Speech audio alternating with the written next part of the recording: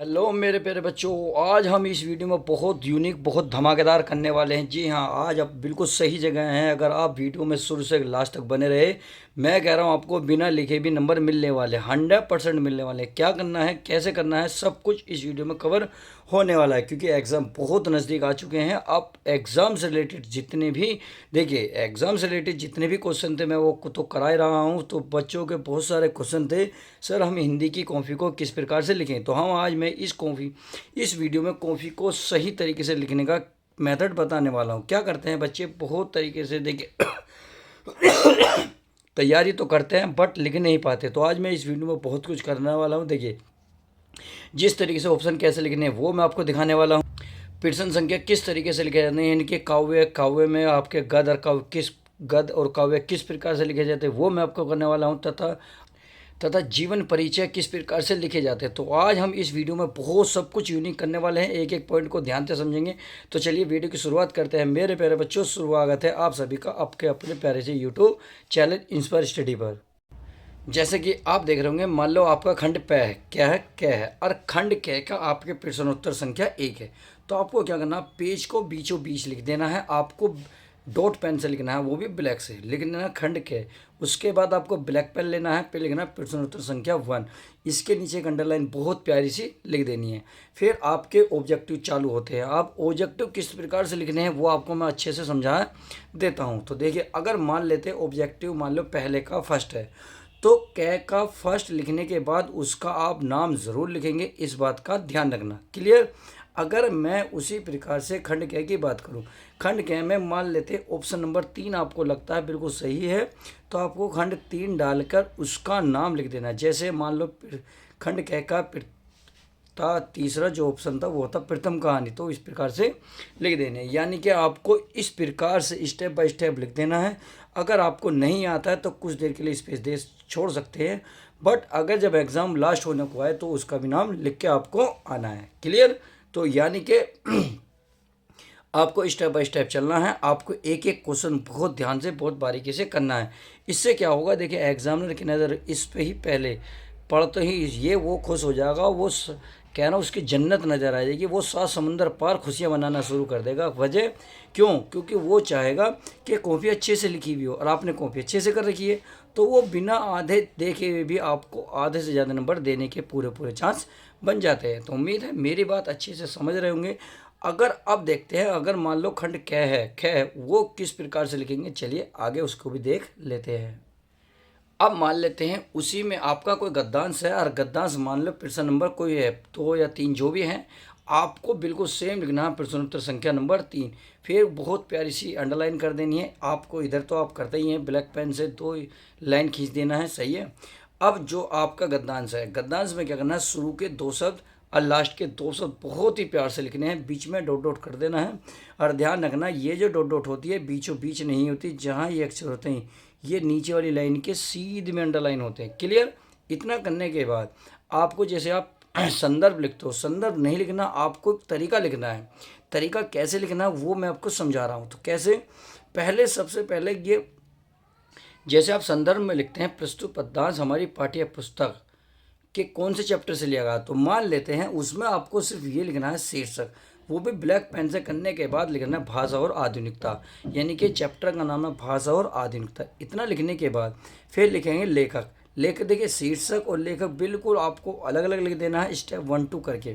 करने के बाद जैसे जी सुंदर रेड्डी है, तो ये लिखने के बाद आपको एक स्पेस देना है, यानी कि ये तो कंटिन्यू रखनी है, फिर आपको एक स्पेस देना है, फिर लिखना है थर्ड, प्रस्तुत गद्यांश में लेखक ने इस बात पर बल दिया, यानी कि ये लाइन तो आप बिल्कुल ऐसे ही छाप दें, इसमें कोई फ़र्क नहीं पड़ने वाला। क्यों? क्योंकि लेखक कह ही रहा है, किसी न किसी बात पे तो जोर देता ही है, तो वही आपको लिखना, प्रस्तुत गद्यांश में लेखक ने इस बात पर बल दिया है कि पिछड़े हुए रूढ़ियों एवं मान्यताओं से ग्रस्त समाज आगे नहीं बढ़ पाता। सही है। इतना लिखने के बाद आपको क्या लिखना है, आपको 2 पॉइंट और लिख देने हैं बहुत प्यार से। 2 पॉइंट का मैं तो एक ही कहूँगा कि लेखक ने भाषा समुची युग चेतना को अभिव्यक्ति का एक सशक्त माना है। इतना करने के बाद बस आपको फिर व्याख्या लिखनी है। देखिए, इतना करोगे, मैं कह रहा हूँ व्याख्या देखने का ही नहीं है, वो टिक कर जाएगा कि एकदम। अगर मान लो ये आपका 7 या 8 10 नंबर जितना भी नंबर आपको क्वेश्चन पेपर में देखने को मिलता है, तो ध्यान रखना आपको यहीं वो क्लिक कर देगा। क्यों?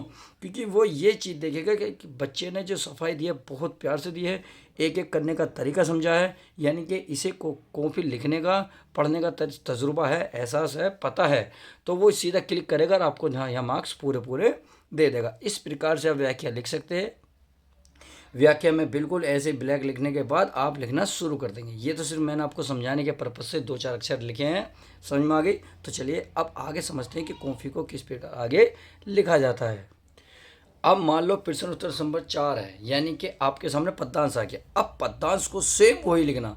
सबसे पहले क्या लिखना है? संकेत। क्या लिखना है? संकेत। संकेत में आपको शुरू 2 या 3 शब्दों से करना है, लास्ट में वही 2 या 3 शब्द लिख देने हैं, यानी कि शुरू के 2-3 शब्द लिखने हैं, लास्ट के 2-3 शब्द। आपको ध्यान रखना होगा, यदि आपने यहाँ शुरू में 2 शब्द लिए हैं तो आप भी लास्ट में 2 शब्द लेंगे, यदि 3 लोगे तो 3 लेना है। क्लियर? इतनी बात समझ में आ गई?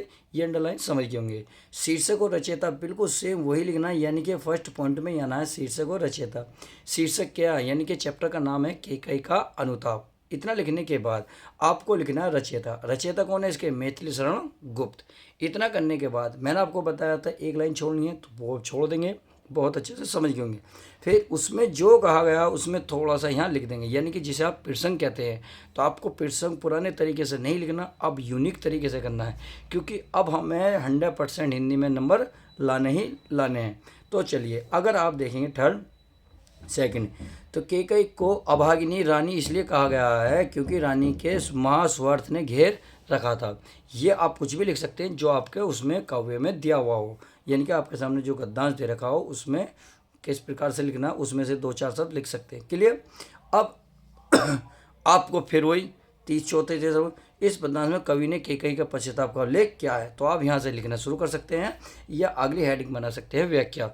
व्याख्या करने के बाद आपको व्याख्या पूर्णतः कर देनी है। फिर लास्ट में जो अनुप्रास अलंकार है, उपमा अलंकार है, जो भी अलंकार उसमें उपस्थित है, आप उसको बहुत प्यार से लिख देना। मैं कह रहा हूँ बिना देखे ही आपकी ये चीज़ें मैं कह रहा हूँ, देखिए एक तो होता है 90% सही, एक होता है 100% सही। तो बच्चे क्या करते हैं? 90% सही लिखते हैं, 100% नहीं लिखते। तो मैं इस वीडियो में आपको इतना बार बार जोर दे रहा हूँ कि 100% किस प्रकार से कॉपी में लिखा जाता है, बोर्ड की कॉपी में, वो सब इस पर समझा रहा हूँ। उम्मीद है मेरी जो सोच है, जो कम शब्दों में ज़्यादा से ज़्यादा कहने की कोशिश कर रहा हूँ, वो बहुत अच्छे से समझ रहे होंगे। क्लियर? तो चलिए अब आगे देख लेते हैं हम किस प्रकार से कॉपी को लिखेंगे। देखिए आगे क्वेश्चन मान लो आपका 5वां का क्या जो देता है, ये इस प्रकार से लिखा हुआ होता है कि निम्नलिखित में किसी एक लेखक का साहित्य परिचय देते हुए उनकी प्रमुख रचना का उल्लेख कीजिए, जैसे हजारी प्रसाद, जयशंकर प्रसाद। यानी कि यहाँ पे आपको 2 या 3 4 5 जो भी वो ऑप्शन देगा, आपको यहाँ एक बहुत अच्छे से जीवन परिचय लिखना है। तो जैसे कि अगर प्रश्न संख्या क्या है? 5 क्या है, तो आपको 5 और क्या लिख देना। क्या लिखना? प्रश्नोत्तर संख्या 5 कि सही है।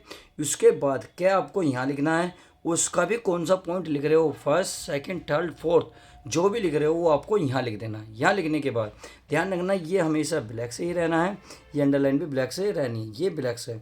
फिर आपको बहुत प्यारी सी हेडिंग डाल देनी है, डॉक्टर हजारी प्रसाद द्विवेदी। इतना करने के बाद प्यारे बच्चों आपको लिखना है संचित परिचय। अब संचित परिचय में क्या क्या आता है, बिल्कुल देखो किस प्रकार से बॉक्स बनता है वो मैं आपको इसमें समझाने वाला हूँ। तो बॉक्स को इस प्रकार से बनाना है, ये अंडरलाइन तो रहेगी पर आपको इस बॉक्स में सब कुछ लिख देना है जो आप उसके बारे में जानते हो, यानी कि संक्षिप्त परिचय जिसे कहते हैं टाइप शॉर्टकट। जन्म स्थान, पहला पॉइंट तो जन्मी रहना है, दूसरा है जन्म स्थान। सन किसका कह रहे हैं हम? हजारी प्रसाद द्विवेदी का। सन 1907 बलिया जिले के दुबे का छपरा। क्लियर? माता पिता, यानी कि देखो जॉइंट बना के याद रखना, जन्म स्थान, माता पिता, शिक्षा शैली, यह आपको लिख देनी है। उनकी प्रमुख रचनाएं लिख देनी है, 2-3 जो भी आपको याद आती हो यहाँ लिख देनी है, बाकी तो आपको जीवन परिचय में लिखनी ही होंगी। इतनी बात समझ में आ गई। फिर लिखना है मृत्यु सन 1979 में, यानी कि 1979 ईस्वी में इसकी मृत्यु। फिर साहित्य में स्थान, सम्मानीय साहित्य महान विचारक। ये लाइन तो आप कोई से में भी लिख दें, क्योंकि महान विचारक थे सारे, जितने भी विचारक लेखक थे सारे सम्मानीय अधिकार था, सबका सम्मानीय अधिकार था। क्लियर? तो ये पॉइंट तो मैं कह रहा हूँ बिना एग्जामिनर अगर आपको नंबर पाने हैं, एग्जामिनर से नंबर छीनने हैं, किस प्रकार से छीने जाएंगे, कम शब्दों में कम लिख के आप बहुत अच्छे से नंबर किस प्रकार से ला सकते हैं, वो मैं समझाने की प्यारे बच्चों कोशिश कर रहा हूँ। तो इस प्रकार से लिखेंगे। अब जीवन परिचय को हम आगे कैसे बढ़ाएंगे, तो चलिए आगे देख लेते हैं। फिर आपको लिखना है जीवन परिचय, यानी कि हेडिंग लिखनी है। हेडिंग के नीचे देखिए आप ब्लैक पेन से लिख सकते हैं यहाँ पे, ये मैं भूल गया हूँ, मैं बता रहा हूँ। फिर अपना लिखना शुरू कर सकते हैं। जो जो जीवन परिचय, जीवन परिचय में क्या लिखना है, उनके माता पिता, जन्म स्थान सब इसी में भर देना है। यानी कि जो हमने पीछे बॉक्स में लिखा था वो आपको यहाँ विस्तृत रूप से लिख देना खुल के। जैसे यहाँ महान लेखक डॉक्टर हजारी प्रसाद द्विवेदी या आचार्य रामचंद्र शुक्ल या जयशंकर प्रसाद जी का जन्म इतने यहाँ पर इतने में हुआ था। इनकी माता का नाम जो ये था वो लिख देंगे। सब आपको जैसे माता का नाम आया ब्लैक से लिखेंगे, पिता का नाम आया ब्लैक से लिखेंगे, इनके जन्म स्थान का नाम आया ब्लैक से लिखेंगे, कौन से सन में हुए पैदा ब्लैक से लिखेंगे। लिखते ब्लू से जाना है, जो जो बॉक्स में लिख रहा आपने उसे बस आपको ब्लैक से कर देना है। उम्मीद है मेरी बात बहुत प्यार से समझ में आ रही होगी। चलिए, अगर मैं आप इतना करने के बाद आप उसी पेज पे कोशिश करना साहित्य परिचय उसी पे लिखने की, अगले पेज पे मत करना, क्योंकि जीवन परिचय ज़्यादा बड़ा नहीं पसंद आता है एग्जामिनर को। साहित्य परिचय में आप बहुत कुछ लिख सकते हैं, जैसे आप जो भी याद आता है। जैसे द्विवेदी जी हिंदी साहित्य के प्रख्यात निबंधकार, इतिहासकार, लेखक थे रहे हैं।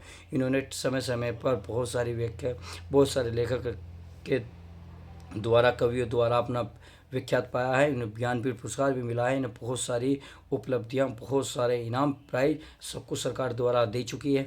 तो यानी कि सब कुछ लिख सकते हो जो भी आपके याद आता हो। मैं तो सिर्फ आपको समझाने का पर्पज़ बता रहा हूँ। इतना करने के बाद यानी कि एक पेज पे आपको जीवन परिचय और अगले पेज इसी पेज पे साहित्य परिचय नज़र आना चाहिए। अब अगले पेज पे जीवन परिचय, उसकी निजी रचनाएं जानी चाहिए। तो चलिए रचना किस प्रकार से लिखनी है वो भी अच्छे से समझ लेते हैं। तो इनकी अगर रचना की बात करें तो आपको प्यारी सी हेडिंग बनानी है। इनकी प्रमुख रचनाएं का विवरण निम्न प्रकार है, या इनकी जो रचनाएं हैं वो निम्न प्रकार दी हुई हैं। देखिए, जैसे निबंध संग्रह, इतिहास, उपन्यास या नाटक जो भी है आप लिखना चाहें। इनकी आलोचना, उपन्यास, नाटक, इतिहास। अगर मान लो इसके निबंध हैं, निबंध कौन कौन से वो इस पर पॉइंट प्रकार लिखने हैं। इतिहास में इतिहास कौन सा, हिंदी साहित्य की भूमिका सुंदरता, ये आपको इस प्रकार से लिख देनी है। अगर उपन्यास की बात करूं, बाल भट्ट की आत्मकथा, चारु दंत का लेख, पुनर्वरा, अना अनाब दास, सही है। इस प्रकार से आप पूर्णतः लिख सकते हैं। यानी कि मैंने आपको सिर्फ लिखने का कॉपी का तरीका बताया है, आप बिना याद करे भी बहुत कुछ नंबर पा सकते हैं। क्योंकि देखिए हिंदी में लिखने का ही तरीके के नंबर मिलते हैं, याद तो हर एक बच्चा कर रहा है। उम्मीद है आज इस वीडियो में बहुत कुछ यूनिक सीखने को मिला होगा। तो चलिए प्यारे बच्चों, अब मिलते हैं नेक्स्ट वीडियो के साथ। जब तक के लिए दोस्तों good bye, take care, love you guys. प्यारे बच्चों अपना ध्यान रखें।